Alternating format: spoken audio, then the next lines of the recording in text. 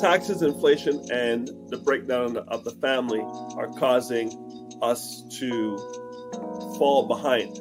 We have the lowest net worth in the United States, and I'm sure those numbers cross the border as well. Some people get the disability tax credit and they don't open the registered disability savings plan, and that's where the government puts in all the money of grants and bonds for a person with a disability who has done all the steps. Some people don't do all the steps. Good morning, everybody. It is Dr. Vibe here, host and producer of the award-winning Dr. Vibe show, the home of Epic Conversations. And I'm the host of Epic Conversations, 2018 Innovation Award winner given out by the Canadian Ethnic Media Association, 2020 Best Podcast News Award winner given out by the Canadian Ethnic Media Association. I also co-host and co-produce the only online show in the world for dads and fathers. It's sponsored by Dove Men Plus Care. And being part of that team, we've reached out directly and indirectly to over 400,000 dads, fathers, and male caregivers around the world. And as always, I'd like to say you're blessed, highly favored, a magnet for miracles, and a solution for someone's problem. And happy November 2024. It is here, November 1st. And not 2 more months, and it's the end of what we call 2024 in our calendar. So hope you are doing fine. And I see my co-host Ryan Knight is in the green room. Ryan, I think you may need to log out and log back in. Your internet connection is shaky, or close some of the tabs. So we'll get Ryan on in just a moment. Oh, yeah, let's see. Let's bring Ryan up and see how his connection is. Good morning, Ryan. No, you know what? Log out and log back in. It's not 100%. Oh. Hey, good day. It's all right. Give me a minute. Yeah, all right, no problem. We'll see if Ryan can do some things to improve his internet connection. While he's doing that, as always, please subscribe to the Dr. Vibe Show on YouTube and hit the notification button. Get us to 1,590 subscribers, hopefully. Yes, I'm speaking positive. Then the Dr. Vibe Show. Follow me on Facebook, LinkedIn, and Instagram. And join on. I think that's a little bit better. So join the morning. Okay. Join the Morning Vibe Discord group. Please email me at dr.vibe at the drvibeshow.com. And then finally, to advertise your business, product, or service on any of the shows that I'm on, please email me at dr.vibe at the drvibeshow.com. Ryan, with your just your camera up, because you got that little bit. That's good. All right. And then finally, we cannot forget Indie Soup TV, powered by our good friend Dr. Tachi out of Fort Lauderdale, Florida. Hit 20,000 YouTube subscribers now in about 7-8 months, and we're blessed to have some of our content on that platform. So, and a few more things so I get Ryan acclimatized. Coming up on this Monday show, we have Nigel Gordick, and he'll be live with us talking about his article on BuyBlacks.com saying, how can I be a black man if I don't look like one? So, yes, very interesting. And Buy Blacks, always Black Canada's #1 online magazine. So thank them for allowing that alliance, that partnership with Neil. So we'll be on. And then, of course, this Tuesday, it's watch party time. It's watch party time. It's coming down. So the election is this Tuesday. So we do have some people confirmed. We've got Aisha K. Staggers, Laura Lala Key, Dr. Tachi, all from Black American or African American queens in the U.S. Cesar Nadima Musa from Canada has confirmed. So Black Canadian King. Ryan, will you be available? Yes, it is going down. I'm looking forward to it. All right, good. Well, we've got you. How you doing? Things are, decompressing after the conference this week. And thank you again for your presentations, and the ideas. I saw a lot of great ideas coming out of the audience. So, yeah, it was great. Me? Oh, well, look, Well, thank you for having me. It was a quick in and out for me. Unfortunately, I couldn't stay for the whole thing. I missed Minister Valdez and her attending, unfortunately, but I'm not City Pulse. I can't and I won't be everywhere. Yeah.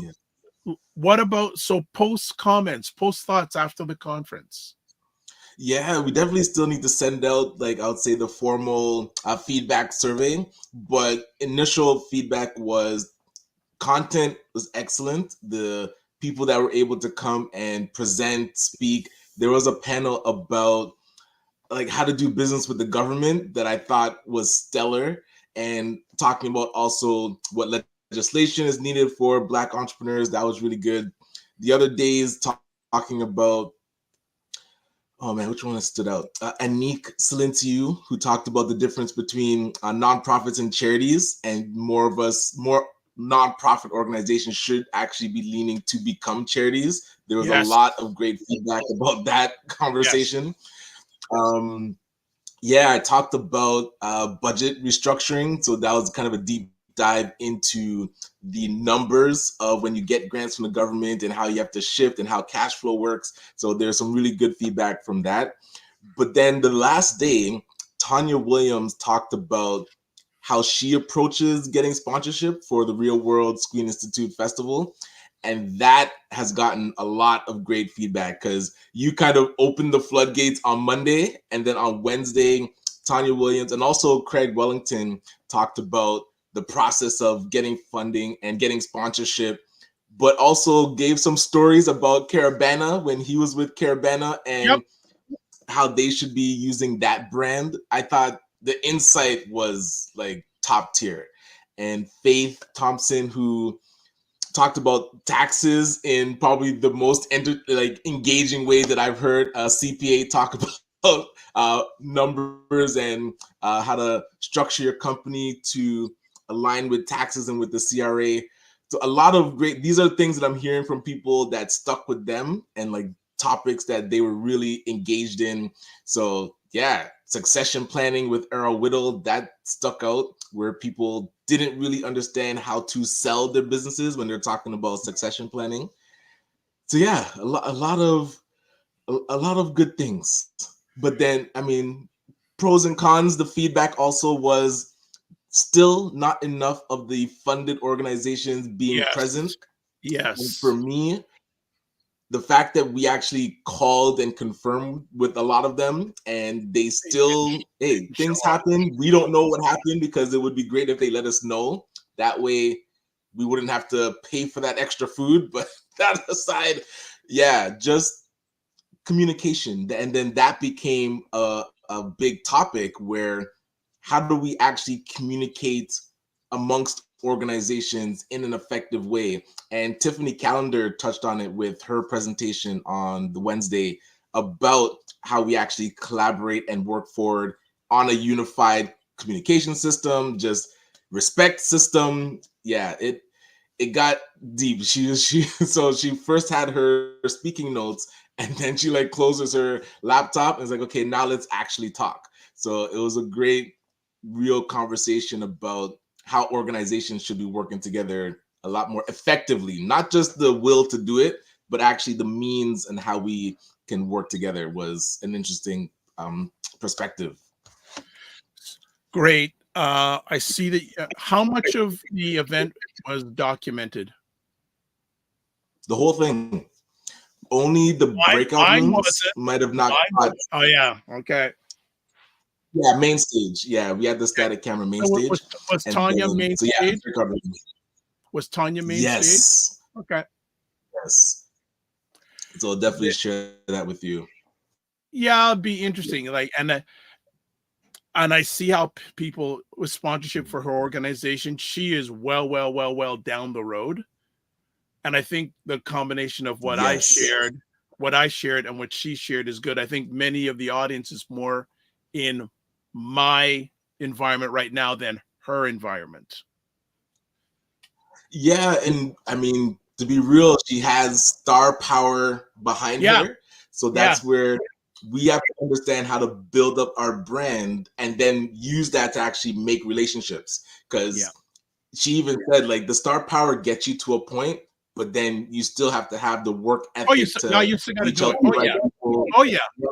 Make the right presentations, build custom decks, which you were talking about, not just having blanket sponsor tiers, but actually creating something custom for whoever you're talking to. So a lot of the same principles, and it was just great to see it from an organization that is further and more established. I mean, she's celebrating the 25th anniversary of another bigger splash. And one thing that she mentioned was, Okay. All right. Ryan is having some connection issues, so I'm going to remove him from the stage for a little bit. All right, so I'll bring him back in just a second. So let's get to some comments. JJ Mars, what is up? The countdown is on. As always, a pleasure to have you on 2 hours behind where we are in Toronto. You're in Colorado at 7:11 a.m. What do you have to say? Tuesday, still have the same thought that 45 is going to win. It's so interesting back and forth what's going on in regards. A lot of pollsters now saying 45 is going to win. All people are saying it's a dead heat. Frequency event promotions. Good day, Dr. Vibe and Ryan Knight. What is up? Happy November, everyone. Serena Wills from the DMV. Hope you are fine and safe. Frequency event promotions. Tanya's presentation was very bang on. Were you there? Did you actually go up there and crash the party? I know you would. And says, congrats, Ryan, to you and your team. Continue up the good work genuinely and sincerely. He also says, what I have seen ACN do from since 2017 is a blueprint for NFP. ACBN would love to build more synergy with you. Main reason you all get what needs to be done. Teddy Evans, good morning. Teddy Evans, you got an award. I was going quickly through Instagram. I don't know the exactly award you got, but congratulations. Good morning, Minnie on cam. Teddy Evans says Movember begins. Yes. I think our friend Mr. Wayne Harris is going to be talking about. I'm going to bring Ryan back up to see if his internet connection is more stable. Yeah, I think we're better now. Good. Yes. Closed. Okay. Teddy Evans says, yes, sir. Thanks. Appreciate. Yeah, I don't remember exactly what, but I wanted to congratulate you. I think I also favored it. JG Mar says, game time is Tuesday, but I won't be surprised if it takes a few days to count all the votes. Oh, it's going to take a few days. Right. Yes. I don't know if you heard was it in Oregon that someone burned 2 ballot boxes? Ooh. So it's already, it's already, this is just it's all good. It's all good. Well, so Trump is already accusing Pennsylvania of voter fraud and saying that people have been caught with like 2,600. I don't know, like he mumbles and jumbles, but yeah, he's already planting the seed of doubt to say like, oh, it's already happening. Opal Inspired says, good morning, all. Good morning, Opal Inspired. Do follow her on YouTube. And Ted gives the exact awardee top 10 mortgage agent in her brokerage of over 140 people for September. Yay. Congratulations. Excellent stuff.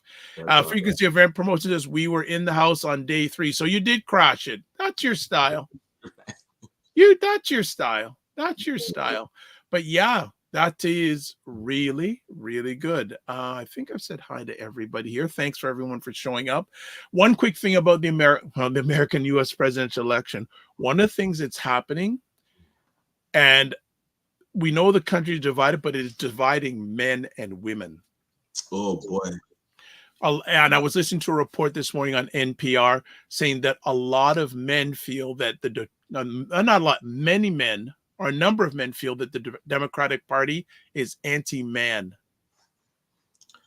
And it would be interesting to get their perspective on why they think that. Well, so there's a pollster out there named Frank Luntz, very long-term pollster who used to be a pollster for the Republicans. He distanced himself for the Trump. I said it, 45. Gotcha. 45 years. And he did a little, what's the word? group, what's the word? Focus group with about 15 men. And a number of the men said that, and here's the thing, they were more supportive of Hillary Clinton and Michelle Obama because their husbands had political experience. They do not feel that Ms. Harris has enough political experience. They aligned with Clinton and Ms. Obama because their husbands have had experience. But what does that say about them, that they feel the husband has to create the clout for the wife? No, a number of them. I'm actually gonna put up the posts in the Morning Vibe Discord group and get people's feedback. But it was really interesting. They were saying, that they don't feel that she has enough experience, this and that, but they definitely feel, and Luntz and this other gentleman feel that the Democratic Party may have gone too far pushing, like, especially very much women. You got to get it to vote. And they make it, and some men are feeling, especially men who do not have college educations, they feel that they're not making as much money as women are anymore. And they feel that their role, and one of the guys said, he's a strong man. He's a strong guy.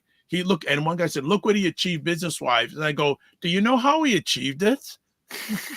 Right. And is that what you want to emulate? Because when they say something like she doesn't have enough of experience, if you put her track record laid out, are they actually reading the experience?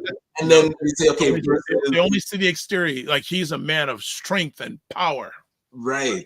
And that's all in the perception, right? So masculinity, and they were saying that, the Democratic Party is, toxic masculinity, this, that, and the whole thing. It was a very interesting conversation. I believe, though, the majority of the people he spoke with, Mr. Luntz, I don't know if any, but all of them were white men. Gotcha. And if you can see, 45 is campaigning. He's doing a lot of directing to young men. Young men. One last thing, two last things here. Opal inspired. I know she was going to say how they feel speaks to their own insecurity. And then if you can see, Brent Promotion says, I regret not being at the conference from day one. Was filled with value. Anyone and everyone serious about business should have been at the event. I'm looking forward to the ACBN symposium. There we go. Yes, all right. So mark your calendars. March 29th is when the ACBN Legacy Symposium will be. So we just solidified the dates, I'll say, this week. So wow. Okay. Definitely let you know what type of capacity you'd like to be part of it, Dr. Vibe. But for those, save your calendar from March 29th, 2025. Same location? Yes. So we're working with Sheridan College to lock that in. So nice. Wonderful. All right, we're going to take a quick break. And the first Friday of every month, we have Financial First Fridays, with Wayne Harris. And I know one thing he's going to talk about. There were two things he presented to me, and then he added another thing. So I think we're going to get a jambalaya Harris. So there's a whole myriad of things, and I think one of the things too will be very applicable to what we talked about in regards to Black entrepreneurship. He's got some stuff to lay down about that too. So we'll be back in about 30 seconds with some stuff with Wayne Harris, doing jambalaya style. Primetime Saturday with Aisha and Lala. Join Aisha K. Staggers and Laura Lala Key as they cut through the chaos and make some sense of the nonsense in American news and politics. Where is your getting out there and doing everything that needs to be done to get this man in office? Because I don't see it. Sharp insights, bold opinions, and a touch of humor. It's the show that keeps you informed and entertained. Only when it fits their benefit. Exactly. Don't miss Primetime Saturday with Aisha and Lala. Tune in and stay ahead of the headlines. What is up? You'll catch them tomorrow night, 7 p.m. live Eastern time, and also coming up this Tuesday. Yes, this Tuesday with the U.S. Presidential Watch Party live. All right. So make sure wherever you're watching this now, you can see it on Tuesday. All right. As I mentioned, first Friday of November 2024. Wow. Well, let's bring to the stage. If you don't know him, you're going to get to know him. It's your boy. I'm back.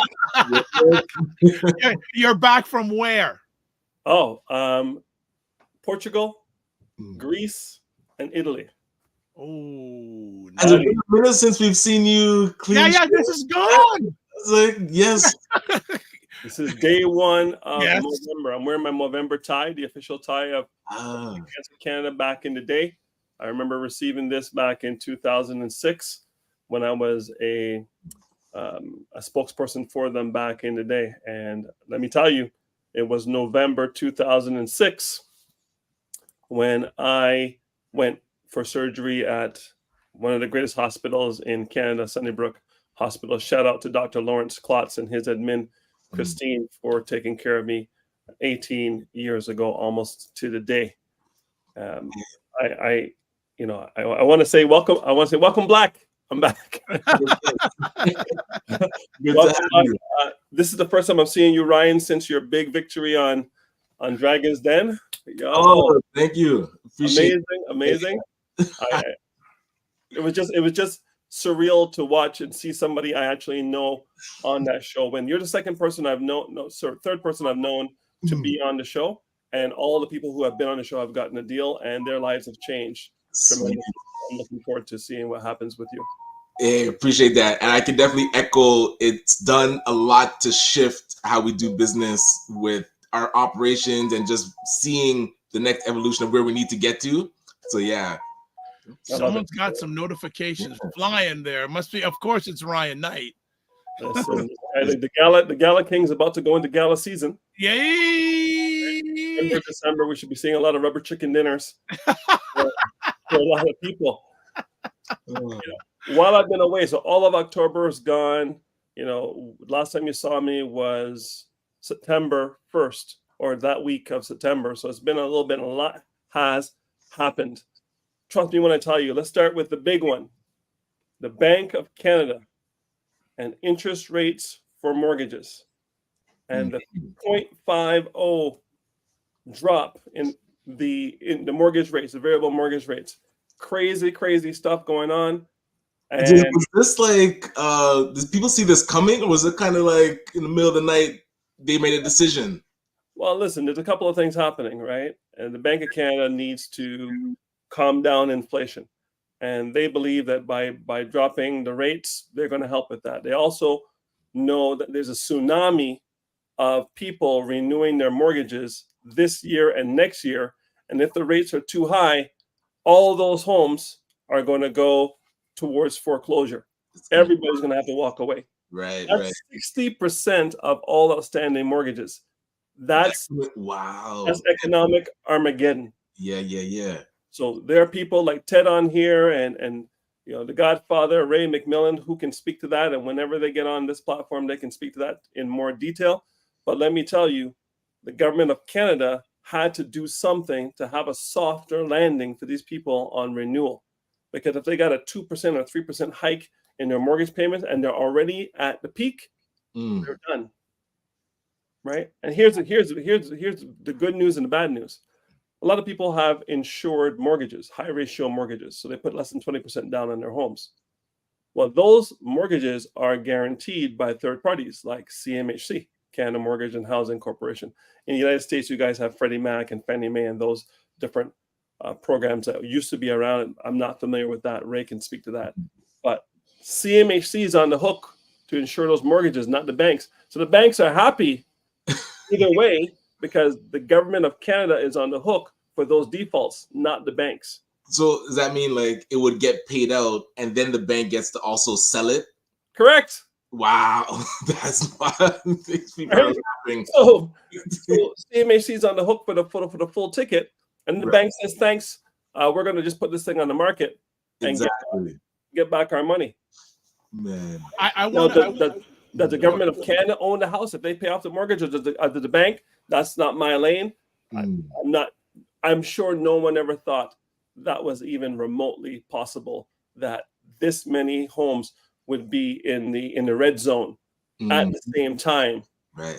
With the economy as it is. So seeing that bank rate drop, let me tell you, there's something called yin yang, right? And yin yang is a circle with two symbols, right?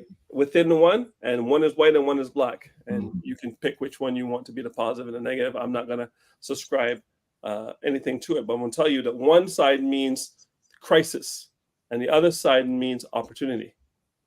And it's happening at the same time. That's yin yang, the true meaning. This is a yin yang moment for those who are cash rich. Because for those who are cash rich, there will be a lot of opportunity in the next 12 to 18 months, depending on what's going on with the interest rates. If they don't bring them down far enough, fast enough, people are going to get hurt. And those people who get hurt are going to look for a way out. And when they look for a way out, they're going to drop their price to protect their equity before they go to foreclosure. And people who are buyers will win. All right. I want to jump in for a quick second and add some more sugar and spice to this conversation. The thing is, interest rates go down. More people are going to get in the housing market. What is going to happen to the price of houses? This is the problem. This is the problem, right? We have to try and balance the ebb and flow. And then I want to add something else to the conversation. If 45 comes back into power, one of his things is tariffs in the U.S. That's going to drive up the price in the U.S., which is going to probably drive up the price and prices in Canada, which is inflation. Listen, my son has a master's in economics. He can speak to that. I can tell you this: tariffs are never a good thing for the receiving country, and never good for the countries exporting to that country. But the consumer is the one who pays for those tariffs. Because if you charge us 10% more, we're just going to price it 10% more. Exactly. Okay. So yes, the United States is getting the tariff, but the people are the ones being squeezed. So I find it interesting, and I stay neutral as possible, how these people say, 45, he's going to really do good for our economy. Okay. Okay. Yeah, 45, Republicans in general are, they're anti-large government. So that's one. So if you reduce the size of the government, you should be reducing the size of the spending on government spending, right? There's a lot of things the United States does above and beyond their domestic agenda. And they have a very strong foreign policy that they've had in place for hundreds of years now.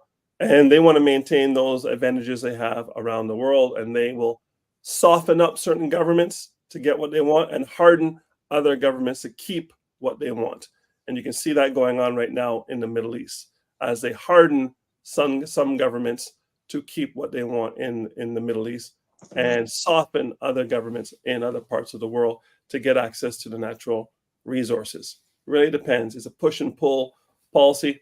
Too long to a discussion for this show, and really requires strong political and economic analysis beyond the scope of this call. But let me tell you, all you can do is all you can do. Okay? And all you can do is enough. It's a book by a guy by the name of Art Williams from back in the day. All you can do is all you can do, and all you can do is enough. So all you can do is budget. All frivolous spending needs to go. All discretionary spending needs to be inspected. I'm not saying stop getting your Tim Hortons and your Starbucks and your lattes and your pedicures, manicures. Hair did, nails did, everything did. I'm not saying stop that. I'm saying inspect it, because we were supposed to be in nuclear winter, and we were last year Christmas. Now the interest rates are dropping. So what happens now? Variable rate is going to drop, right? But the long-term rates are not based on the interest rates. The bond market runs the long-term rates. So the 5-year rates, 3-year rates, 4-year rates, those rates may go up. And again, Ray and Ted, if you're out there, pipe in. But from what I've been told by Ted, bond rate runs the long-term rates, and the long-term rates will go up because the bond rate goes inverse with the interest rates. So long-term mortgages get hurt, short-term mortgages win. I've always had a short-term mortgage. I think I locked in a couple of times back in the day. But I can tell you, when it gets to my sweet spot number, brother's locking in for 5 years. As soon as it gets to that number, I'm locking in for 5 years so I can know what my expenses are going forward. I can't tell you the number of people that I know in the last 12 months, in the last 11 months, who have lost their homes and had to sell because the cost of carrying the mortgage was beyond what the renters were bringing in, and the renters were intermittent at best at paying their rent. And there is no recourse in our province for that. Yeah, landlord-tenant board is there, but it's a year to get a hearing. All the while they're not paying any rent. Yeah, the timeline for recourse doesn't match cash flow. Correct. So, Okay. asking me how I know tenants don't pay rent. Yes, you shared. Okay. Yes. All right. Yes. I'm gonna go a few comments and we'll get into it. So frequency of promotion says I'll be there. So I think he's talking about the ACBN event for next year. And then I got Minion Cancers. November is Financial Literacy Month, and November is Indigenous Disability Awareness Month. Also, foreclosure. She says foreclosure stays on your credit report for a long time, longer than bankruptcy. Oh, wow. Teddy Evans says foreclosure stays on your credit report. Okay, hold on. I just had producer just come back here. No. Ted says Teddy, as I just helped a client get their variable rate mortgage down from a 99-year amortization. Wow. Okay. Mignon Camp says a foreclosure has a huge impact on your credit score and will stay on your credit report for approximately 7 to 10 years. Wow. Mignon Camp says my mother went through a foreclosure. It took 7 to 10 years to find how it happened to her. And then Shirley Josma, good morning. Shirley says, good morning, everyone. We got down here, Ted got here. Ted has said here, yes, sir. The bonds have been staggering up and squeezing banks' profit margin on fixed rates. So fix are staying steady till it can't anymore. Okay. Godfather's in the house, as Wayne would say. Good morning. Macmillan Group says, good morning, gentlemen. Manage or eliminate debt. Leverage equity. For those with 800 plus credit scores, know how to use it. Build your team of advisors. That's why we call him the Godfather. He just says something. Bam. I'm going to go to Ted here. Says 99-year amortization was caused by having a variable rate with stagnant payment, regardless of bank prime rate going up or down. Okay. Ray also says many investors are buying A properties to rent to B or C clients. Whoa. Like, God. Yes. Now it's a party. Now it's a show. Now it's a show. Let's go. Oh, yeah, yes. Now it's a show. What? No, put it back up. I haven't finished the comment yet. The potential real estate investor needs proper coaching from those who understand the process. Okay, Fitness IQ Camp. Like, I don't know. This is going to be a long show today, Wayne. You haven't been on for a while, but you know that the posse is here. Fitness IQ says, morning, y'all. And then Opal inspires a question. How easy is it to go back to a variable after locking in? Good question. Yeah, good question. So again, I'll defer to the mortgage brokers, but I do know that if you talk to your mortgage broker, depending on the type of mortgage you have, there are stipulations and penalties for you to make those moves. So the bank wants to keep you where you say you want to be. And if you want to move to something else, they don't make it difficult, but they want to make it painful enough that everybody's not doing it on a daily basis. So they will provide certain provisions in the mortgage contracts in order for you to make certain moves, make more payments, different payments, extend it, blend it, do all the different things you can do. This is why rate is not king.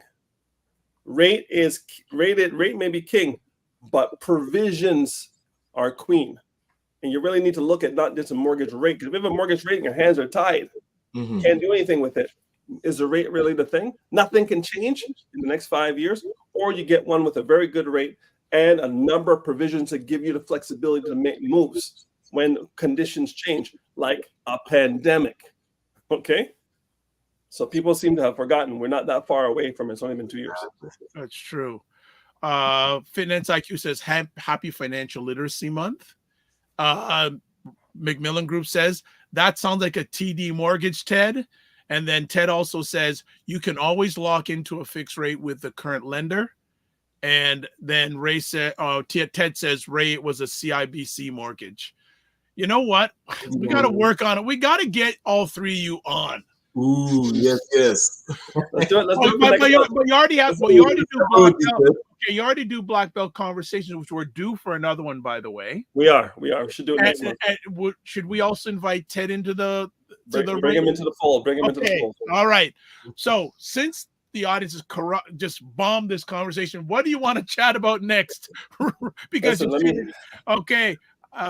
Look who also is here. Energy Shack Juice Bar says, I think we should stop spending money on coffee.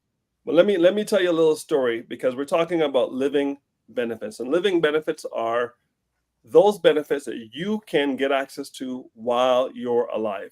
So a living benefit can be dental care, vision care, massage, chiropractic, osteopath, homeopathy, getting a CPAP machine, all the different things. Sometimes they'll cover prescriptions. So you have high blood pressure, high cholesterol, diabetes, they'll cover all the prescriptions. These are living health benefits. Usually when you're working full-time, you're a T4 or W-2 employee, you get these things part and parcel. Very critical in the United States to have living benefits, because medical bankruptcy is 37% of all bankruptcies in the United States. Damn. Because people get sick and they cannot afford to stay alive. And if they do stay alive, they're in debt for the rest of their life and have to go bankrupt to pay the bills, which kind of flies in the face of the Hippocratic oath of taking care of people. But I digress. I don't live in the United States. I have family members who do. And they tell me that insurance is your lifeline to having a chance of getting to your old age, because without it, God bless you. Just as heavy. So health benefits are probably what most people are familiar with, and people get them through work. You say, oh, do we have benefits? Oh, your benefits kick in day one, your benefits kick in 3 months, and you have a certain amount of benefits, and then you run out of benefits. You have to wait for another year to get access to whatever it is, orthotics and all the different things. And that's great. Mm-hmm. But what if you're a gig economy person? What if you're self-employed? What if you are working for a company full time, but they don't offer benefits? Like most restaurants and hospitality don't offer. You're a waiter, you're a bartender, you work in these places, you don't get benefits. You work in certain factories and whatnot at the lower scale of the income bracket, you don't get benefits. So what can this person do? Well, these people can get their own personal, individualized benefits.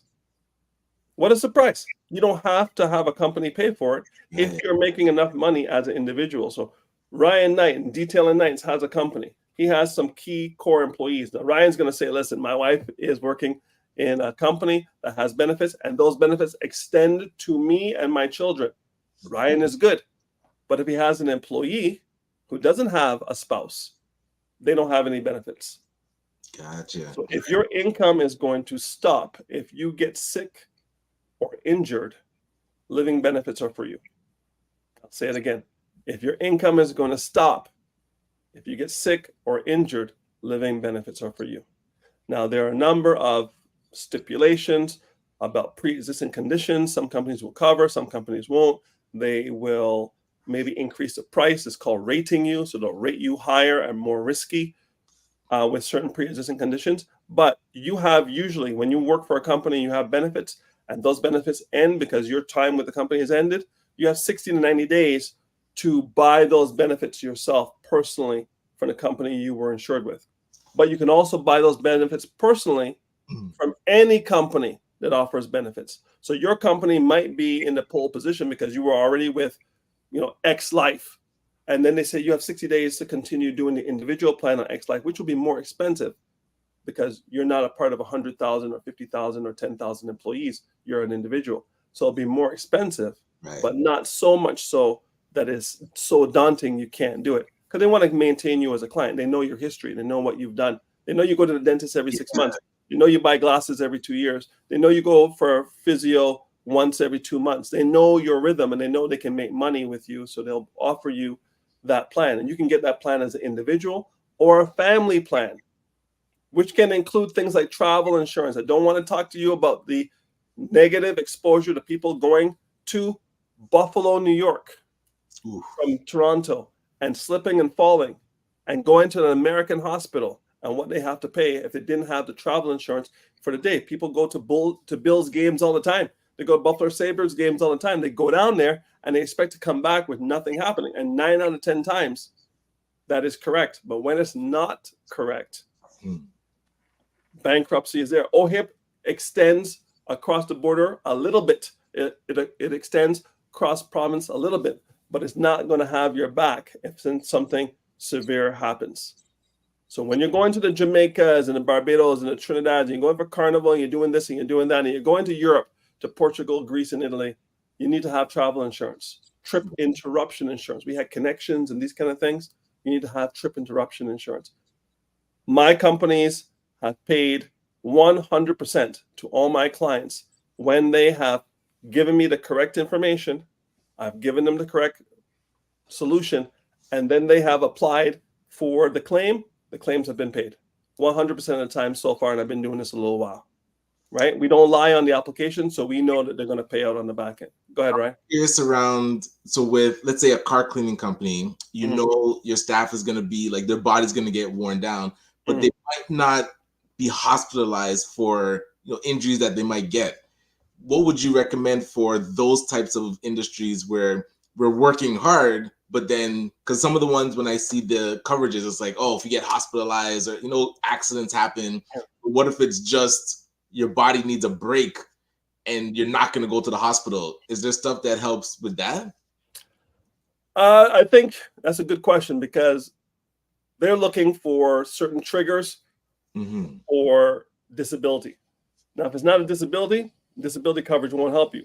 But you have the ability to give them chiropractic, massage, physio, and these sort of things type stuff to kind of help them maintain what they're doing, because it's physical labor that they're doing. 9 out of 10 times is a sunny day. So 9 out of 10 times your employees are outside getting their vitamin D as they're doing these cars, but sometimes they're doing in underground garages. True. Right? So disability has to be partial or full, and there's a criteria for what that is. You're not going to get any funds for them being tired. No, you're not going to. If they're injured or ill, we got you. If you need remediation benefits, physio, chiro, osteo, massage, orthotics, mental health counseling, all those things we can give you as part of the benefits, but we really can't give you, if you're tired, you're going to have to figure that out. Maybe take a day off. Right. But I like you said, were those like reboot type services, like the massages and the chiropractic. So go and get checked so that you keep your body as best. Access to a nutritionist. Right. Some nutritionists who are licensed will be part of your benefits. Some who are not licensed, you have to make the call as to whether you want the service or not, even though you're not going to get the money back. Shout out to the Energy Shack, who Carolyn Nichols came on this show, talked about what she's doing from a nutrition point of view. Both you and Vibe have been a part of that. And guess what? I came back from Greece and I reached out to Carolyn and she sent the juices. And I did a 5-day. Let me tell you. What? I was ready to eat the couch, the wallpaper, the stove. I was ready to eat the fridge. I was anything. Listen, my son put something in the microwave, and I came to the kid and said, "What are you doing?" He goes, "I'm heating up my food for dinner." I go, "You can't do that." Buddy, you have to warn me first. You ever see a Looney Tunes, that little animal? Yeah. Everything starts turning to food. Listen, I was going by listen, I got to say the support and the knowledge is next level. Carolyn calls me day one. She goes, "Okay, Wayne, it's day one." I'm like, "All right, I got this. No problem." I take my juice. Buddy, I am down 9 pounds as of today. My blood pressure is stable without my medication. Right? I take it, right? Because my doctor says to take it, so I'm taking it. But my blood pressure is down. I got to make sure it doesn't go so low because I get faint, right? Yes. I'm taking my medication as prescribed, but I'm watching it and seeing the numbers just solid. So now she says, this is the first day I can now go back to eating fruit in the morning. Boy, the fruit, Angie laid out the fruit this morning. We got the blackberries, the blueberries, the raspberries, the strawberries. And buddy, I'm like, as soon as I'm done with Dr. Vibe and Ryan, I'm going in the kitchen and chewing for the first time in 5 days. Yes. Oh my goodness. Just ended. Holy crow. That's Buddy. No. She gave me these 2 teas. One for blood and the other one for liver. But this thing for liver, she said, put a pinch in. I don't know what a pinch is. Buddy puts in almost like a teaspoon. Buddy, this thing tied up my mouth. Like, I'm like, what is this? Carolyn, I gotta say, shout out to you. I took a pinch, just a little bit on my finger, and I put it in the tea, let it steep, and I drank it. And it was still terrible, but it wasn't so terrible that I couldn't handle it. So now I know what a pinch is, and I can maintain it. But let me tell you, I've been talking about, you look at your life as a circle, like a wheel of a bicycle. In the middle is the hub, right? And that's 0. And if you go to the end of the wheel on the edge, that's 10 on 10.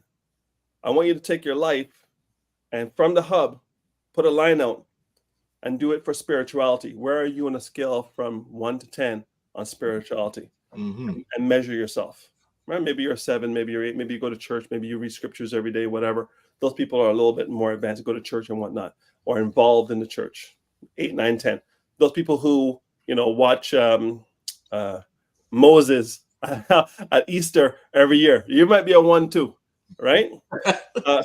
And then do the same thing for finances. Do the same thing for your social network. Do the same thing for recreation. Do the same thing for the gym. Do the same thing for your handling your debt. Do the same thing for your family relationship. Do the same thing for your spousal relationships, and then do the same thing for health. And on health, I was way down the bottom. I was sedentary. I stand up at my desk and I do my work, but I wasn't walking the 15,000 kilometers. I walked 15,000 kilometers, 15,000 steps. I walk 15,000 steps almost every day in Europe. Right. Therefore, I left Toronto at 224 pounds and came back at 224 pounds because of all the walking. Because I was eating like tomorrow wasn't promised, right? Because the food was so good. Listen, until you have pasta in Rome, until you have gyros in Greece, until you have steak in Portugal, you don't know what food is, eh? You think you know what food is. Now all the stuff you bigged up Carolyn about, she's going, oh, I know. Because I knew I was coming back to this. Yes. It was really last licks for me. But when I saw the transformation over the last 5 days, obviously I can't live on juice forever. No. But now this has to become a part of my lifestyle. Longevity is dependent on your body's ability to recover and restore itself. And you can't do that eating the trash. So if I am going to eat meat of certain types, I'm going to eat better cuts of meat. You won't see me eating hamburgers at the cookout. I'm going to get grass-fed steak. I'm going to get grass-fed free-range chickens. I'm going to get the best of everything because I'm going to eat less of it because the greens and the vegetables and the fruit is going to take care of the majority of what I'm doing. And at 200 plus pounds, 6'2.5", to not pass out with no food after 3 juices a day, I honestly to God, I said, what's Carolyn, 5'2", 110 pounds? What does she know about being a big dog? Yeah. How can a big dog like me bark with just juice? Yes. And listen, I was so surprised that I was not like starved out in the fetal position in the middle of my bedroom every day because my body adjusted accordingly. So your body has reserves. It's just so go to work. My buddy, I got clothes in my closet I haven't been able to wear for a while, eh? And I put on the pants the other day. They're 36 waist, and I put them on. They fit. I'm like, what? Yes. So I can't say enough about if you're looking at self-care.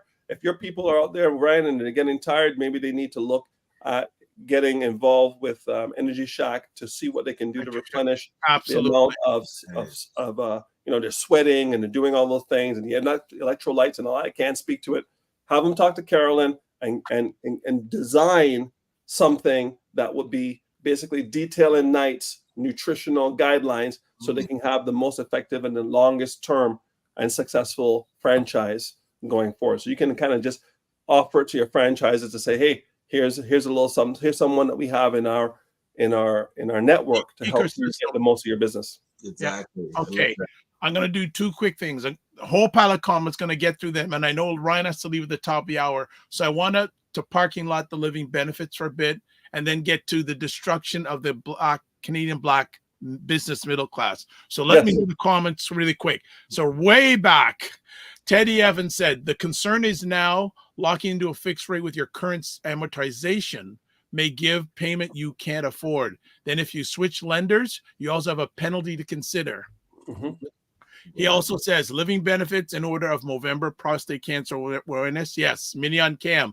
I just found out I have sleep apnea and the CPAP machine is $775 covered by Ontario government in the ADP program and in ODSP health benefit. But the thing takes 6 to 8 weeks to process. Yuck.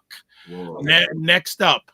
She also says ODSP health benefit is basic and partial coverage, and you don't know what's not covered until you need it. All right, more stuff. She says, I can tell you navigating the government programs for health benefits and ODSP health benefit is a nightmare of a maze. Colin Williams says, what about Trillium health benefits? We'll get that in a second. Minion Camp says, Colin Williams, that's part of the benefits I talk about on the last Fridays of each month. She also says, it took me a year to find private health benefit that would cover my pre-existing conditions to balance out government coverage and private coverage.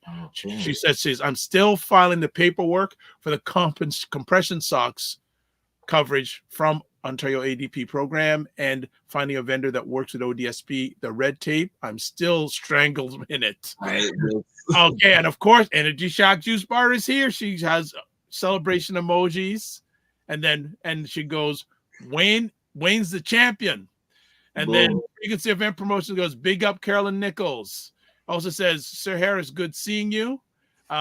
Minnie gives you a pinch of 1/16 of a teaspoon. What's that? How do you know? When I got big hands. 16 of this? Exactly. What's this? Good morning, Dr. Tachi from Indie Soup Media. Great to have you here. Carolyn goes, your liver is so happy. Frequency of Emperor says #purge. Frequency of Emperor says, I like what you're saying here, Sir Harris. Right after the show, I'm going for a walk. Then also says Colin Williams. Minion Cam says, Trillium benefit is based on your income and how much of your income is spent on prescriptions. She also says the Trillium benefit is only for pharmaceutical prescriptions that fit into the ODP formula coverage. And then Carolyn says, Energy Shuja, hallelujah for Wayne. And then Colin Williams, Minnie says, she says, some prescriptions you would have to request coverage from the EAP, Exceptional Access Program, if Trillium benefit does not cover it. And wow, this is crazy. Shirley says, that's a great idea to explore, Ryan. And then Macmillan Group, aka Godfather, says diet, exercise, and lifestyle is the most important part of our journey. As an entrepreneur, it is important to understand that you chase. It is important to understand that as you chase wealth and money. All right, we're caught up. Right. Health is wealth, really. Yeah, exactly. And if people don't know what that means, if you don't take care of your health, it's going to take your wealth. Right. When I was climbing the Acropolis in Greece and we're going up that hill, I saw people 15, 20 years older than me with the walking sticks, with the wheelchairs, leg braces. I'm like, bro, I can't be doing this in my 60s and 70s. I've got to be in better shape than I am now, 15, 20 years from now, in order to be able to do this travel, because it's time and money. Lifestyle is time and money. A lot of people have the money, right? They don't have the time to go do it. We had guys that were traveling with us, first time in their life, they're leaving North America, was this trip that we took with them. And they were crying on the beaches of Greece because they gave up so much chasing house, car, lifestyle, falling out here without seeing what was available in the rest of the world. So 2026, that's a big milestone birthday for me. And I'm going to the continent and I'm going to go see what the ancestors are all about firsthand in 2026. So shout out to anybody who has been to the west coast of Africa and wants to come or know somebody there that can hook me up. I heard there's Black-owned hotels and a bunch of different tour companies that are Black-owned. I'm all about it, and I'm going to the continent to go see for myself. Yeah, I know Chadwick does a annual trip. I'm not sure if you've connected with Chadwick. Okay, I will. I'll ask you for the information. Yeah. All right. So that was to Ghana. I'm not sure if it was Ghana you're thinking. Yeah, Ghana's where I want to go first. Okay, yeah. But I've got people in Nigeria who say, listen, Christmas in Nigeria is bananas good. Gotcha. So it's very expensive, but everybody's back home, so it will be a vibe. So I'm looking to see if I can do both countries, but I kind of feel that I need to go to Ghana as my first stop. And my apologies, I'll hop here as we're switching topics. No problem. Always good seeing you, Wayne. We'll chat, Ryan. All right, good stuff. So in preparation, usually Wayne and I'll email them a few days. What do you want to talk about this month? They'll tell me. So he gave me 2 topics, his journey with prostate cancer and living benefits. Got it. And then was it yesterday or 2 days ago? He sends me this other thing. I go, okay. Mm-hmm. So Wayne, and I think he pulled from a survey or a study. Yes, there's a gentleman who's also been on this show. Pierre.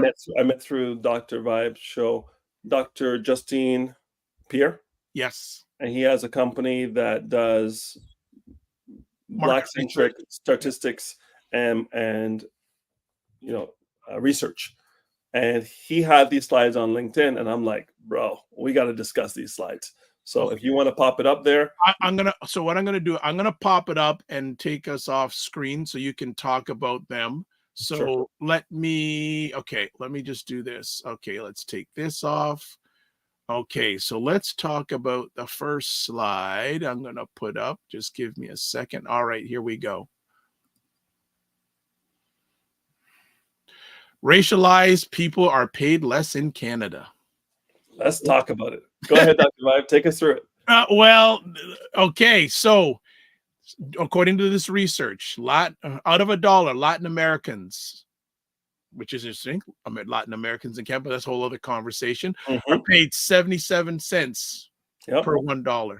Filipinos, 81 cents, 77 cents, 81 cents per. West Asian, 74 cents. Other racialized, 85 cents.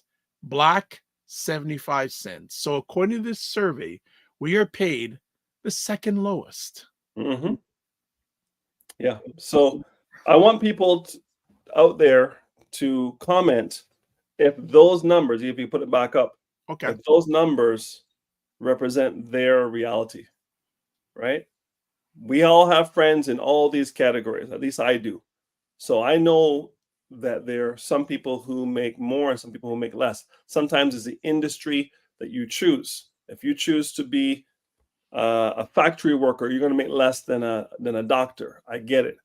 But if you are in unionized or more formalized HR environments, the chances of you getting lowballed are low, because you are in an environment where there's governance around the salaries.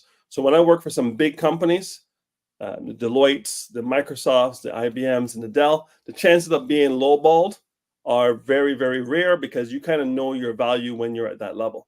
I remember negotiating with IBM for my salary, and the guy came in with a number that I hadn't made since I was in my 30s. Ouch. And I said, I can't do it. Now, if someone is not in a position to say no, they're going to accept that offer and be paid less. But I wasn't going to be paid less, because I knew what my value was, and I had enough on my resume and in the interview to defend my salary. So some of the things that are not said in this graphic that looks very innocent is, how long were the people here? What industry are they in? Are they male or are they female? Right? All these things matter.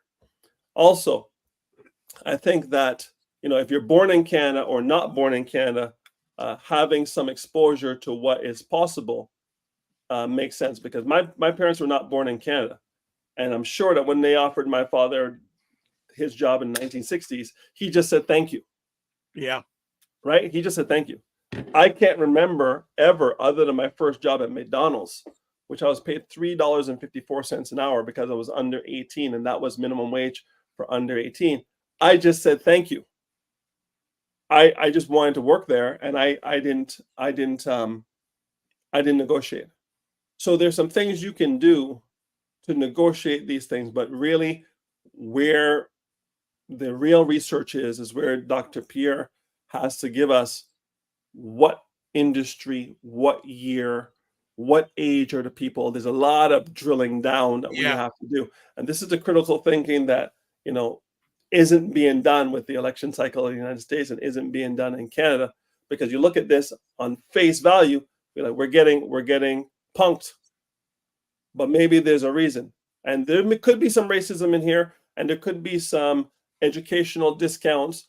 Paperwork in the Caribbean and Africa is not worth what paperwork is worth in Europe and North America. I've seen that too, the immigrant tax, so to speak. You have a master's degree from Nigeria, you come to Canada, and they look at that master's degree and say, you better get your butt to Humber and get some Canadian paper, even though it's less than the content you got where you were, because we don't vouch for that paperwork, right? Just like all the kids who came to Canada in the 70s when Trudeau opened up the doors to do repatriation with the family. The mothers came and then the kids came.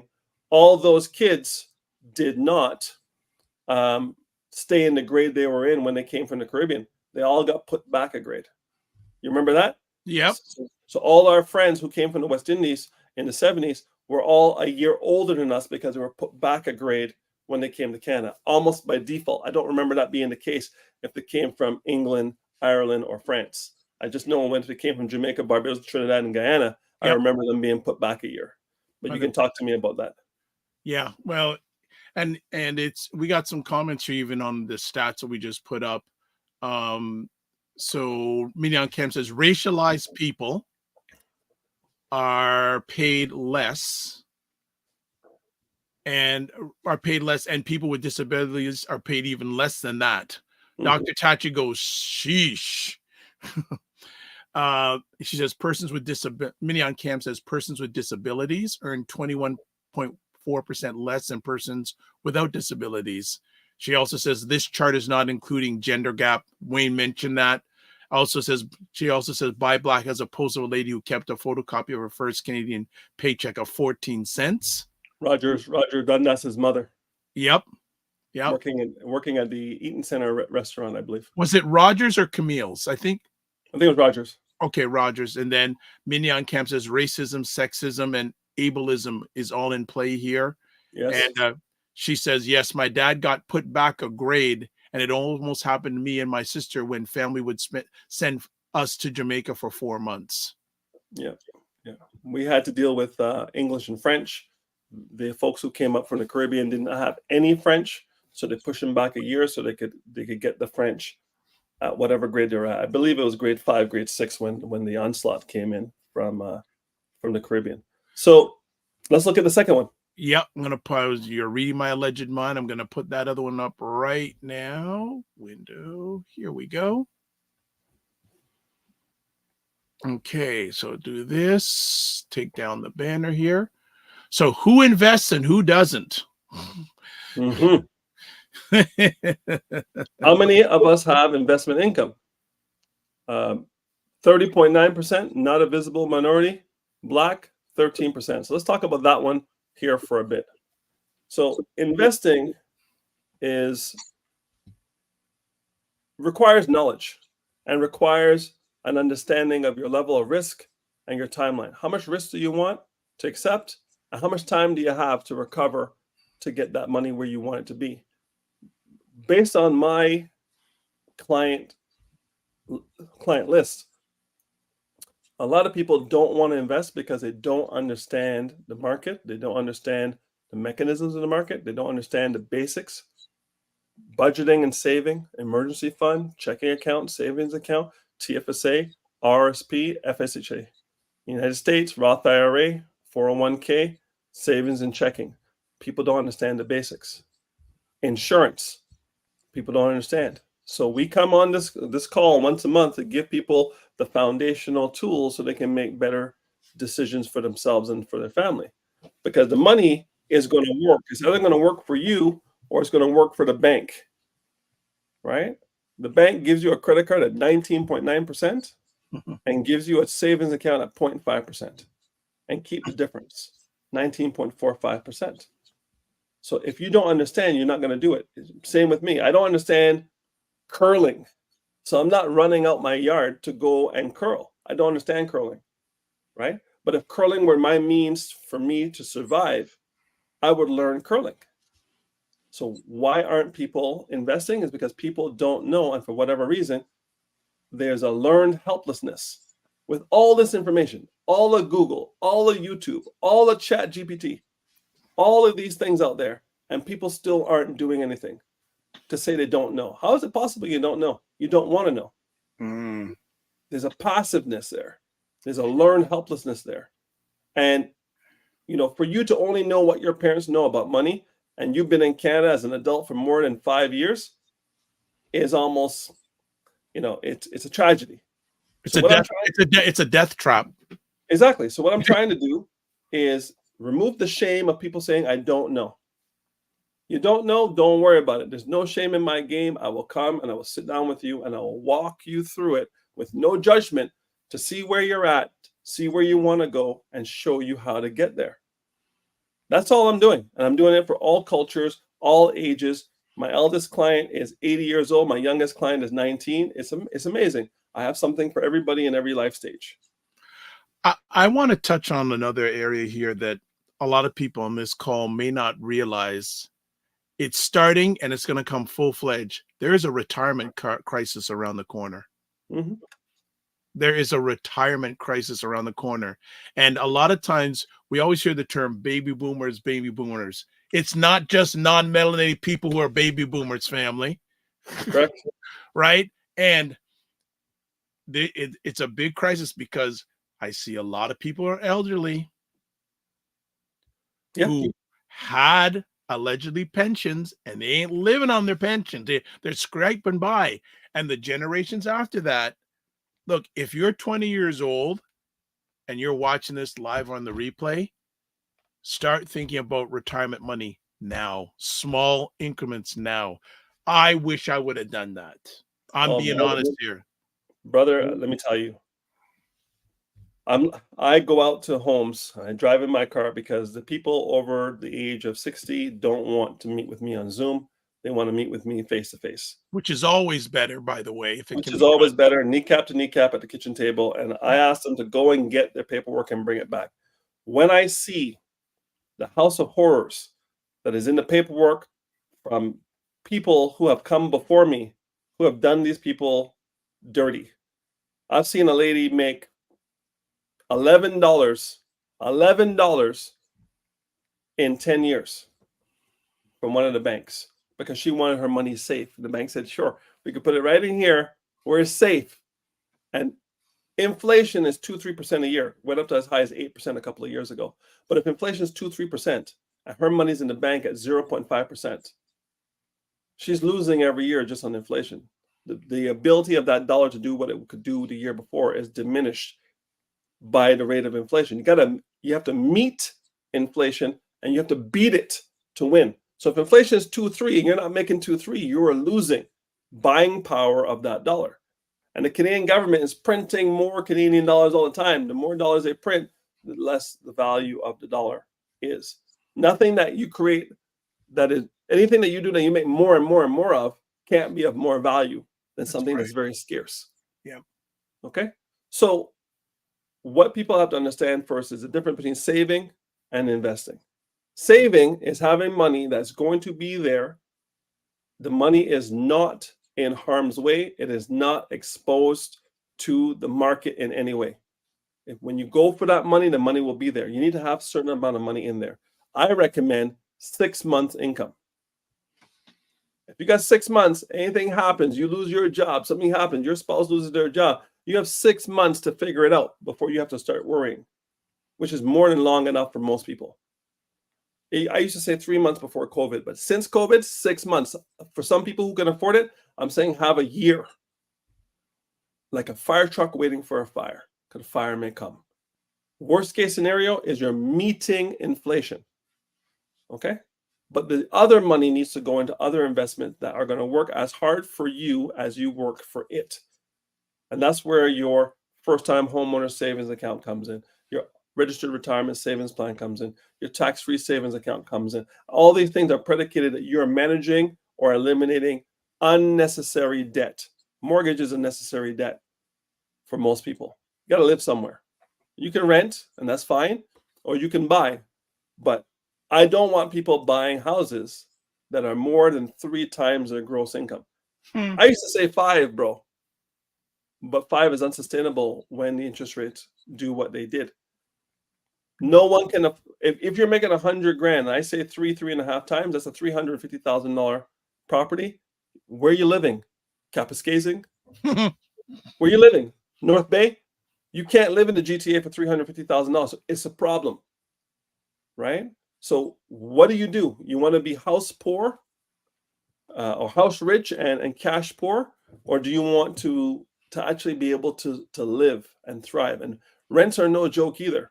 Thank God things are changing in the market and rents are coming back down because condo owners would rather have a little bit of money guaranteed steady than try to shoot for the fences and have that person flake out after 2 months, which is what has been talked about over the last year and a half, 2 years, honestly, since COVID. I want to jump back. What are your thoughts then about the destruction of the Canadian black middle class based on the charts and actually reading that report? People have to. The middle class is a moving target, because middle class back in the day meant you had a house, a car, could go on vacation once a year. Middle class today means you have a job, and you can eat 3 meals a day. So middle class is changing. Facts. The definition is changing. Facts. So what are people doing to protect themselves from the attack on the middle class? Because if you're very rich in this country, you do very well. If you're very poor in this country, you have a number of programs. But if you're just above that minimum bar, you're on your own. And if you're on your own, what are you going to do to protect yourself? I'm seeing people now who believe that their government job, one of 3 levels of government, that their government job is going to save them. So they didn't save any money because I have my government pension. That was on the assumption they could put their head down and do 30 years of work without anybody bothering them. Well, as you can see from the class action lawsuit of the federal government, people are bothering them, not promoting them, blocking them from getting promotions and making their lives very difficult. So they have to leave and exit stage left before they hit their fully maxed out pension. So when that happens, you now come out into the wild with that experience, expecting that income with skills that may or may not be at the level of the market, but now you're in your 50s, right? 10 years before you thought you would be set, you'd be good to go. When I was traveling, everyone I met from Canada was a government worker, teacher, civil servant, fireman, cop, everybody other than Angie and I that we met. And I would look for Blue Jays hats, Raptors hats, Canucks, whatever, just to say hi to a Canadian and network. And I would say, hey, what'd you do before you started traveling? I said, we're out here for 3 months. We were both teachers in Ottawa. Hey, we're out here for 3 months. We were both civil servants, worked for the Coast Guard in Vancouver. Listen, government workers that are baby boomers are living their best life because they have hit the sweet spot for retirement. They bought their houses when they were cheap. The houses are now worth big money. They're selling the houses for big money. There's no capital gains tax on that principal residence. They're renting their places. They're downsizing, and they're living their best life, and they're transferring that money to the next generation. Well, what's the Black community doing with that wealth transfer? The baby boomers were born in 1946. They turned 65 in 2011. Average lifespan is 20 years after 65. That's 85. That's 2012, 2021, 2031. We have 6 years left for the largest transfer of wealth in the history of mankind. What are we doing as a community to ensure that money transfers? One, because you got to know where it is. And people in our community don't like talking about it. They don't want, what you ask me that for? You wishing me to dead? You wishing me to dead? Hey, don't ask me about will, living will, and power of attorney. Don't ask me about insurance. Don't ask me about anything. When I'm gone, you will figure it out, as I did. And this is what we're seeing. They don't seem to understand. This is not the Caribbean, where your brethren at the registrar is going to hook you up. This is Canada. And if you don't have a will, living will, and power of attorney, you don't have insurance, and you don't have named beneficiaries updated, because I got a lot of separated people who are not divorced, who think the money is going to go to their spouse that they're living with, and it's going to go to their ex who they didn't divorce. People need to clean up their financial situation. And this is what I'm doing. Listen, I'm out there in those streets, Dr. Vibe, talking to people to say, are you married? I'm not married. I'm separated. Are all your beneficiaries and all your documents reflective of the fact that you have a new reality with your new person? No, I haven't gotten around to that, because everybody has the arrogance that they're going to get tomorrow. I don't have the arrogance I'm going to get this afternoon.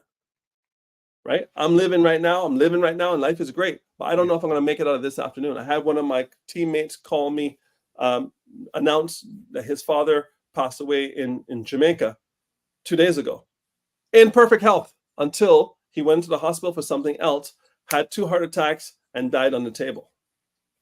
Out of nowhere. No one's promised tomorrow. But everyone's acting with an arrogance, and they have time and space to make these decisions. I tell you, if you are within air, you can hear what I'm saying to you, you can hear what Dr. Vibe is saying to you. Get together with me or anybody that you respect and trust, and do a financial needs analysis, see where you are, see where you want to go, and do the same thing for your parents. I understand the assignment. It's not the message, it's the messenger. Your parents are not going to listen to their child that they change their Pampers for. They're not going to do it. So bring me in. Listen, I'm credible without facial hair, but when the facial hair comes back over the next 30 days, I'll have my beard again, and I look older. And when I look older, I can talk to the seniors, and they listen to me. So bring me in to talk to your parents on your behalf. I'm sure I'm going to say pretty much the same thing you were saying, but because it's coming from an independent third party, they listen. By the way, I have people who don't look like me on my team who know what I know. And if that floats your boat, because I've noticed in some of our communities, people don't want to listen to people who look like them. Yeah, that's a whole other conversation. I have people on my team who don't look like me, who are non-melanated, who can go out and do the right thing for your family.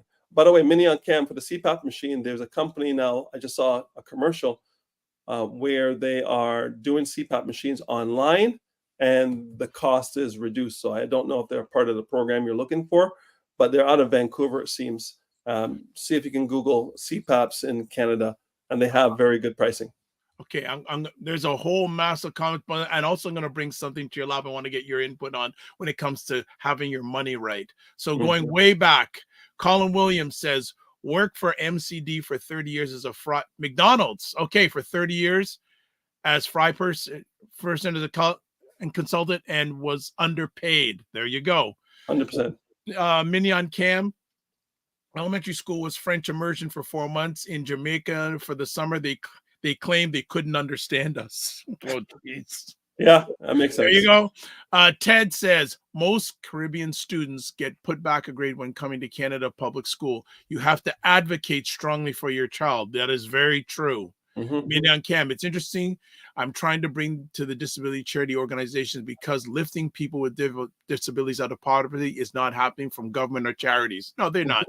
They're not doing that. She says, I went into an emotional rant. You don't go into emotional rants, Mignon Cam. You don't do that. To March or Dies, how they need to bring investment education outside of the RDSP, people with disabilities. She says, learn helpless and scarcity mindset is a bad combination. Yes, it is. When I learned people are medically retired, they did not put enough money into their retirement before they're getting their diagnosis be disabled. Fact. Very true.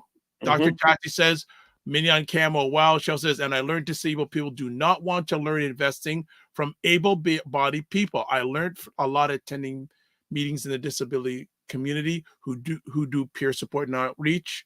Dr. Ted says some people can't even afford 6 months. I know some people can't afford a week. I agree. Right? And Mignon Camp says, Dr. Tachi, I know there is more 2 million Canadians with disability and poverty who do not understand to lift themselves out of its investing. She also says, Dr. Tachi, that age range 18 to 65 and beyond. Mignon Cams, she says, Dr. Tachi says, thank you for sharing this information. Ted says, if you contribute $300 monthly for 40 years at 6%, $527,000 towards retirement. At 8%, $966,000. Thank you. Mignon Cam says, I learned from my own situation, then I refuse to accept it as my future. Good stuff. Energy Shack says, that's a good calculation. I haven't heard that before. Buy a house only 3 times your income is a good calculator. This should be taught in grade 12. You know what? That should be taught in grade 5. Forget grade 12. Facts. Grade 5. We would have less issues in our economy. Dr. Tachi says, is there even an actual middle class in North America anymore? Mignon Cam says, there is poor, working poor. I just lost something. Okay, there is poor, working poor, earning income above $100,000, and then earners above $250,000. Mignon Cam says, yes, my mother right now, traveling nurse on native reserves, all her photos. I don't understand that one. And next comment, and I transfer of wealth if my family is set up incorrectly will mess up my disability benefits, and they will refuse to talk about it. Then I could stop breathing in my sleep anytime to get my CPAP machine. I found, and she also says many people have a sleep apnea. Sleep apnea is something a lot of people have. I have it. I did not realize how many people have it. Yeah, I have a machine as well. And don't get diagnosed. Mignon Pam, CPAP machine ODS will only work with authorized vendors. So you commented to that. When your government help benefit is the government, you don't have limited time. Okay, then you don't have unlimited choice. He says, and she says, my choices are unauthorized vendors unless there is money available. Okay, so election season is going on in the United States, and you're hearing a lot about the party saying, blacks, get out and vote, get out and vote, get out and vote. Mm-hmm. Statistically in the United States, if you look at the percentage of African Americans who vote compared to Chinese Americans, there's a big gap. Mm-hmm. In which favor? African Americans vote much, much higher. Correct. Than Chinese American. Next Correct. thing. Do you see Chinese Americans on school boards? No. Do you see Chinese Americans a lot, as I said, voting? They do vote, but compared to Black Americans. Listen, Black America has been sold the okie doke. Okay. That political advocacy matters more than economic resilience. Okay. So if you take the look of the average wealth of the Chinese American community compared to the African American community, and I think it'd probably be the same here in Canada. Sure. So what does that tell you? Politics ain't all get your money right. Yeah, politics is pomp and circumstance. Can it affect you negatively? Yes, we saw Jim Crow in the United States. We saw certain laws here in Canada, and those things can affect you. But you build insulation against many of those things when you get your money right. So when you think about, I saw a post on IG about all the Black thriving communities that were flooded with dams and whatnot, as they flooded all these communities that were doing well and running highways through those cities to destabilize their economic situation because they were doing too well too soon. I think Dr. Claude Anderson said that within 10 years of the ending of slavery, 30% of Blacks were literate. It's never been done in the history of the world where anybody has become that literate that fast. So when given time and space, we win. The challenge has been in the past that when we get time and space and we win, someone would come in and destroy it. They flood it out, they burn it down, they do whatever they have to do, they change the laws, they run a highway through the middle of the city, do things to destabilize. And we saw that even in Montreal, where I was born, where they ran the highway right through what is today Little Burgundy and killed the economic engine of that community. And these are the things they do to undermine us. That was then. This is now. The culture of ignorance as it relates to financial literacy is pervasive because people have learned helplessness and decided that what was wrong with what my grandfather did, what was wrong for my father, is wrong for me. It is not true, right? So certain parties in the United States are saying, don't worry about you doing anything for yourself. We got you. Another party is saying, everything you need is already here. Get off your butt and go do something. Those are the two sides. If you vote for one that says, I got you, you maintain the passivity. If you vote for the one that says, you have everything you need, you may lose some of the entitlements you have with the blue, but you gain independence, right? I've been poor, $3.54. I've made north of $2.50 back in the day when I was working for these companies. I've seen the full spectrum of economic outputs. I can tell you this: $2.50 and above, life is better than $3.54 an hour. I was the same human being, but I was not the same person making $2.50 versus making $250 a week. It's a different mentality, and that's what we need to work on: is the mentality and the mindset of people from fixed, which is I can't, it is terrible, nothing I can do, out of my control, to growth, which is if it's going to be, it's up to me. This is why I have a challenge with Blue in the United States, because Blue is saying, hey, we got you. Stay as you are. We got you. Red is saying that has got you nowhere in 60 years. Come and take control. Now, we're still going to do stupid things to try to undermine you, but you at least will be in control. It's tough, and that's simplistic. The Americans who are on here can decide what they want to do, and we'll see November 5th whether they choose to be taken care of or they choose to take care of themselves. That's really what the election means to me down there. And it's very simplistic. I know social justice. I understand the prison to school to prison pipeline. I understand all those things and all those policies. But trust me, in the end, it's what is each individual person in each individual family doing to change their lot in life in what is arguably the best place on the planet to make money, the United States. If people can make money with a pet rock and a chia pet, you can win in the United States. And if you're not winning, is it the United States or is it you? All right, catching up on some comments. Mignon Camp says, if I had free choice of private health coverage, I wouldn't be talking about the limitations in the disability benefit system in Ontario. Dr. Tachi says, I think there's a psychological aspect to that. Having titles when you don't have any other power does nothing to boost esteem. In Florida, people love running for office and being principal, etc., because it's associated with having power. She said, Black people especially. So slow 3D, thanks, first time.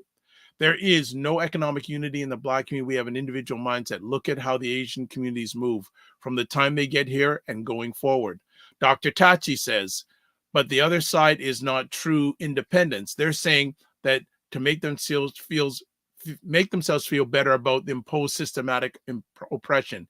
Hence, it's your fault that you don't have. Mignon Cam says certain government parties want to give the illusion that they will take care of you. Doug Ford, 200 rebate for 2025 coming 20, and then Dr. Tad says, I don't think it's as simple as you're making it out to be, though. Let's remember, it's red that will always come to burn down things when you don't exhibit self-determination. Yes, so I understand all that in the past, but today with social media, with the democratization of information flow, you have a choice. You have a choice, and again, I'm not American, but from all I can see is that if you vote blue, it's more of the same for the culture in the United States. If you vote red, the culture is at least on red alert, knowing no one's coming to save them, so they have to learn to save themselves. That's why the first Trump presidency, Black people started businesses. They said, listen, I know I'm not going to get hired. I know they're going to remove affirmative action. I know these are going to be doing things to act against me. So now I'm engaged in my own self-preservation. You see, they call the Chinese the model minority because all they do is wake up according to the stereotype. They wake up, they go to school, they get great marks, they come out with university degrees from the best schools, and they go into to fields that are not subjective. They go into fields that are objective. Did the patient live or die? All right. Did the accounts balance or not balance? Did the building stand or fall? They go into objective careers: STEM, science, technology, engineering, and math, or medicine. This is what they go into. So if you go into those things where they're objective, win or lose is clear, whether you're white, Black, or Asian, easier to make a determination of whether you're adding value or not. You go into things that are subjective: sociology, psychology, anthropology, geography, history, these sort of things. You go into things that are subjective. And if you go into those things, then people like you or don't like you, right? I think that self-determination and growth mindset are the two things that I wish for everyone who's listening to this podcast. Find the books. There's a book called Mindset, Carol Dweck. Read it. There's a book called Think and Grow Rich by Napoleon Hill. Read it. It has little to do with money and more to do with the mindset to attract the people, the money you want in your life by adding value and knowing what that value is based on your skill set. There's a book called The Psychology of Money. Can't remember the author, but that's another book to understand your cultural relationship with money and why you think about money the way you think about it. There's a book from over 20 years ago called The Wealthy Barber for Canadians that will give you the foundation of what you need to understand. Now, if you don't go and buy these books or go to the library and borrow these books or go to YouTube and watch the video on these books and you're still broke 12 months from this conversation, that's on you. It's not a Black thing, a white thing, a racist thing. It's on you because you chose to not invest in yourself. This is the first investment you should make, is in your own perspective and knowledge. I read a book called The Gap and the Gain, Dan Sullivan and Dr. Benjamin Hardy. And our community looks at the gap. This is what was taken from us. This is what was done to us. This is where we should be, and this is where we are. And we look at the gap, the gap, the gap. Don't look at the gap. What have we gained from 1965 till now? You have the right to vote. You have no more Jim Crow. You have the ability to go to predominantly white universities. You have the ability to go to HBCUs. You have the ability to go into any skilled trade you want. If there's barriers to entry in one city, you pack your bags and go to another city. That's why people left South Carolina and North Carolina and went to New York. That's why people left Louisiana and Texas and moved to California. You move to where the opportunity is. You are not chained to where you are. I live in Mississauga today, but if Mississauga decides that they don't want to give me a fair chance and I'm doing all the right things, I'm out. I left Montreal. They weren't giving me a fair chance to succeed. They said I'm too Black and I'm too English and they're not going to give me a chance. Say less. 500 kilometers west. Everything I wanted to achieve, I've achieved. I just had to move. And if Toronto does the same thing and they come in with stupid things, next stop, Alberta. And if Alberta has a problem with that, next stop, wherever I need to go so I can win. But if you're unwilling to do those things to work on yourself, I think you lose the right to complain about what's going on in society because they can only control those people who want to be controlled. In my opinion, as it appears to me. And I'll end on that. Okay, a few last comments then. Mignon Camp says, the Jewish communities have figured out how to build wealth over generations with all their adversities. Correct. And there's a book called, if you want to read it, called An Empire of Their Own. Yes, I heard of it. This is a book that shows the history of how the Jewish people started, ran, and Hollywood. It called An Empire of Their Own. A very interesting book. A lot can be learned from that book. Suggested book reading. Next up, Dr. Tachi says, I think it's important to have a perspective and opinions, but that's like me having a perspective about Black Canada, and I'm not Black Canadian.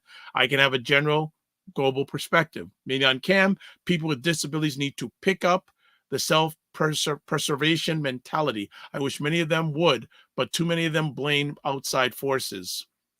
Dr. Tachi says, you're absolutely correct, Wayne, but there's also a problem with some who going into STEM, they forget that they're working with people and their fields have not developed the skills needed to do so. Mentorship and sponsorship are key to that. And I know that there used to be over 30 HBCU medical schools, and now there's only 4 or 5.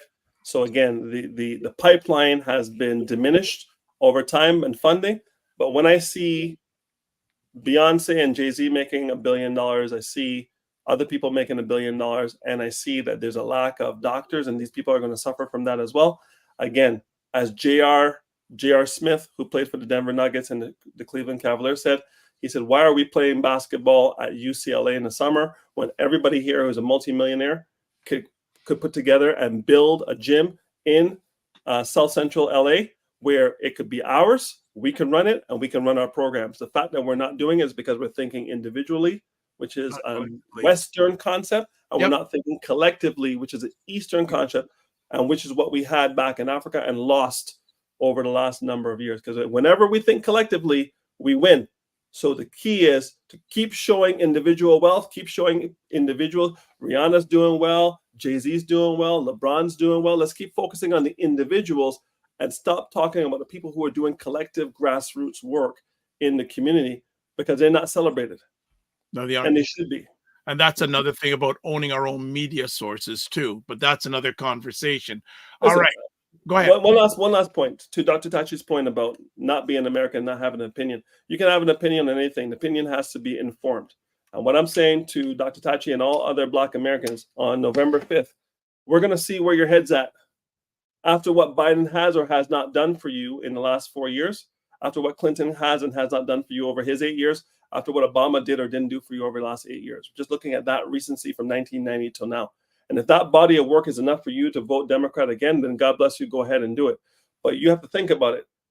Under Trump, you know no one's coming to help. So it forces you to create your businesses and go do what you have to do and become more community-based, because Trump is going to force you to become more insular within your community to build everybody up. So you got to build your structures in place.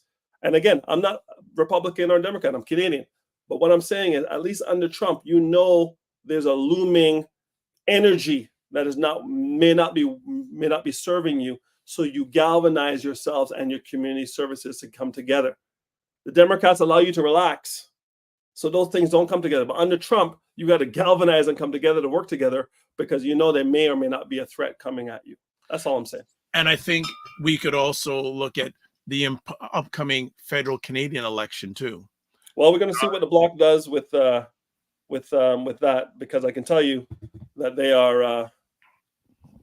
But I'm just saying that it looks like the winds of tide are going to change, and I think from what we'll see. But Canadian politics is a whole other conversation. So let's end up with these comments. Vinyan Cam says, "The Book of Science of Getting Rich." Okay. Cody says, don't be poor. Dr. says, but to your point, Wayne, no one has ever been interested in our success. Thus, we do have to do it for ourselves. Thank you, Dr. Tachi. Minion Cam says, Dr. Tachi, what I try and teach people with disabilities, too many busy people waiting on the government to save them. Ted says, 100% worry about what you can control and let go of what you can't. Have a blessed and productive day, everyone. And Mignon Cam says, it's also in the book, Thou Shalt Prosper. Okay, let me just try to read these. Man, I got okay, Slow 3D says, when you go into STEM, careers are scalable. I develop an app and I can sell to millions. I become a nurse. I can only serve a couple people at a time. Okay. Minion Cam says the disease multiple sclerosis is very white, but more people of color are getting it. Yes, but also it's interesting too in the reverse. When I was younger, the people who were called poor looked like me. A lot of them looked like me. But now the people who are poor are not only me, but a whole other people that don't look like me. Right. All right. Dr. Chad says, Mignon Cam, and the government will never. And also, she said, Dr. Chad, the government will give scraps and tell people with disabilities to be grateful. And then final comment, Dr. Tachi, yeah, Black America would probably disagree, Wayne. I'm in a very particular situation because I'm African, but I grew up in America. So I see what the discourse has done to Black Americans. Last comment. Yeah. Okay. Done. Listen, Mr. Harris. Great. Financial First Fridays. Glad to be back. Thank you. Yeah, Dr. man. Brian. Good to have you back. After this, I got to give Carol a call because I'm playing a 3-day fast. Like ideally, I want to do at least a 3-day cleanse every month, once a month. This is what we were talking about. I don't know if you need a 3-day every month, probably a 2-day, but I'm telling you that this is. Oh, I've done it. I've done them before. It's game changing.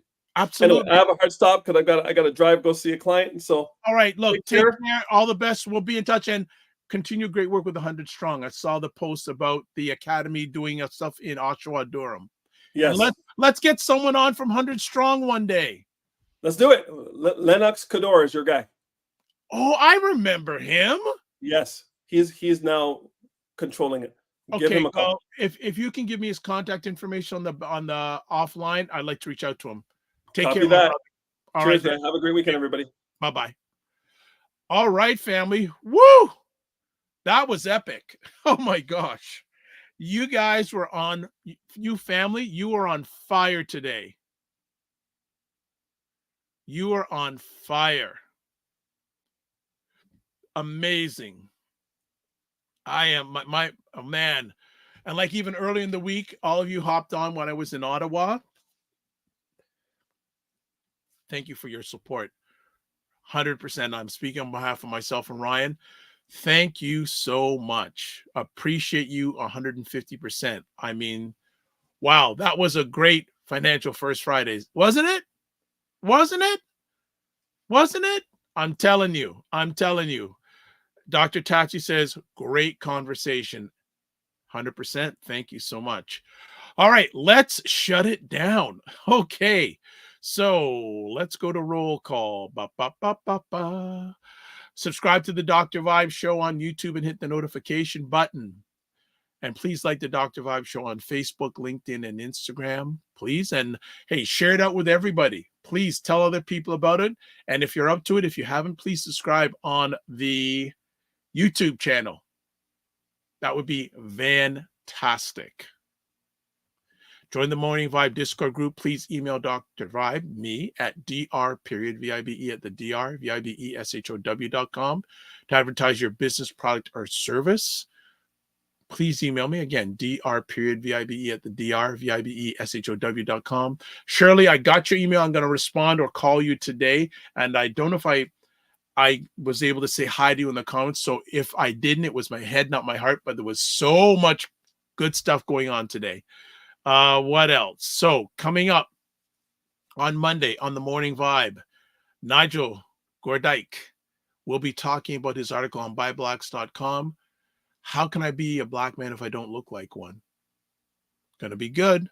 And then coming up this Tuesday, U.S. presidential watch party live, wherever you're watching this, live. So you'll have Aisha K. Staggers, Laura Lala Key, and Dr. Tachi, Black Queens from America. And you'll have Cesar Nadima Musa and Ryan Knight, who you saw earlier on if you were here, Black Canadian Kings. And we're going to give our live takes on a very important event in history. So before we jump off here, how many people, if you're here still, who you think's going to win? Who you think's going to win? And Mignon Can says, we kicked off November strong. Absolutely. You're part of a strong November. If you're still on, who do you think is going to win? Ms. Harris or 45? I'll just stay on for a few, like 1 minute. Type in the chat who you think's going to win. Dr. Tachi says Harris. Anyone else have any predictions?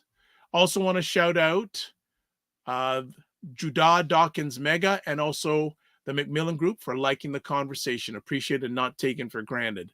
All right, no one else is typing in. I believe that 45 is going to be president again. So he'll be the 47th president of the United States. But come on primetime Saturday tomorrow night. Aisha and Lala are going to be talking about it. Dr. Tatch, if you want to join us, you know we're always here for you. You always have a seat at the primetime table, primetime Saturdays table. And and then Tuesday night, again, we're going to live watch party for the election. So last things last, as you see along the bottom, you can watch replays of this conversation on the Dr. Vibe Show on YouTube, Facebook, and LinkedIn, Afro Caribbean Business Network on Facebook, and Ryan Oneil Knight on YouTube. Woo! I need a break. And I'm still tired from Ottawa because there was so much stuff. Well, I'll talk about it, but was it 2 days ago? I went to an incredible morning of information talking about emotional intelligence and AI, and then a deep dive by a gentleman who's very well renowned in AI for about an hour and a half. Wow, there's so much information I need to share with you. But I'm going to go take a break. So this is how we finish off. Live your life as a dream. If you can dream it, you can make it. Sometimes you have to get small to get stronger. Block assumptions and aim bigger, aim better, aim higher and wider. Love, faith, and respect. And remember, don't just manage your time, manage your energy, and remember to give yourself grace. God bless. Peace be well. Keep the faith. And looking forward to seeing you on more conversations. Take care.